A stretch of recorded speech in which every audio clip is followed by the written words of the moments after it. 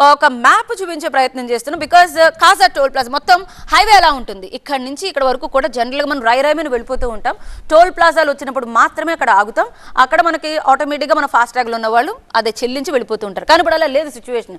యాక్చువల్గా మనకి blue mark, red mark ఉండాలి. ఇప్పుడు మొత్తం రెడ్డే. ఇంకా మీకు ఇక్కడ నుంచి మొదలు పెడితే కనుక కాజా టోల్ ప్లాజా ఇక్కడ నుంచి అక్కడ వరకు కూడా మీకు మొత్తం రెడ్ కలరే. మీకు అటుపక్క నుంచి వచ్చేది కొంచెం అంటే చిన్న కాకాని వైపుకు వెళ్ళిన తర్వాత మాత్రమే మీకు పై వరకు చూడవచ్చు, అక్కడ మాత్రమే గ్రీన్.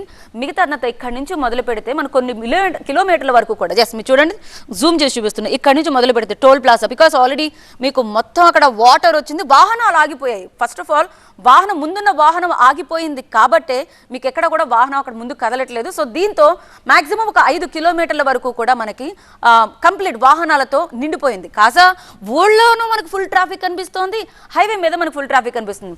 ఇరువైపులా మనకి కేవలం వాటర్తో నిండిపోయిన దృశ్యాలే కనిపిస్తుంది. బికాస్ అక్కడ ఒక గండి పడిందని చెప్పడం, ఆ వాటర్ కూడా ఆల్మోస్ట్ రావడం. ఇంతకుముందు ఒక పెద్ద ఆయన మాట్లాడుతూ చెప్పారు, ఇన్ని సంవత్సరాల్లో ఎప్పుడు ఈ టోల్ ప్లాజా ఈ హైవే దగ్గర ఇన్ని వాటర్ ఎప్పుడు చూడలేదని చెప్తున్నారు. ఎగ్జాక్ట్లీ ఇంతకుముందు ఎప్పుడు మనకి ఓళ్లలో ఒకవేళ వరదకు సంబంధించినవి చూస్తూ ఉంటాం, కానీ ఒక హైవే మొత్తం వాహనాలతో నిండిపోయింది. మీరు చూస్తున్నారు యాక్చువల్గా ఎలా ఉండాలి, ఇప్పుడు ఎలా ఉంది ఒకసారి చూడండి.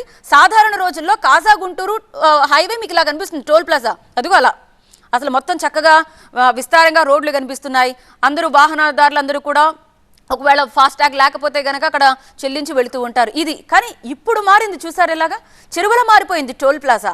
ఎందుకు ఇలా మారింది అంటే ఇంతకు ముందు లేని పరిస్థితి ఇప్పుడు ఎందుకు వచ్చింది. ఒకవేళ రోడ్డు మీదకు వాటర్ వచ్చిందే అనుకో, వెళ్ళడానికి లేకుండా పోయింది అటుపక్క.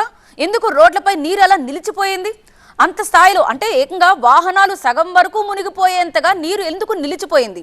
అటు వెళ్ళడానికి ఇటు వెళ్ళడానికి దారి లేకుండా పోవడానికి కారణం ఏంటి? అదేవి చిన్న చిన్నగా అంటే ఒక మూలన ఉండే ఒక రోడ్డు కాదు, ఇట్స్ ఎ హైవే, ఒక జాతీయ రహదారిపై ఏకంగా వాహనాలు సగం వరకు మునిగిపోయేంతగా వాటర్ వచ్చింది. అంటే అటుపక్క ఇటుపక్క సమ్ బ్లాక్ అయిపోయింది కాబట్టే, వాటర్ వెళ్ళడానికి వీలు లేకుండా ఉంది కాబట్టే నేషనల్ హైవే మీద ఇప్పుడు పూర్తిగా వాటర్ నిలిచిపోయింది.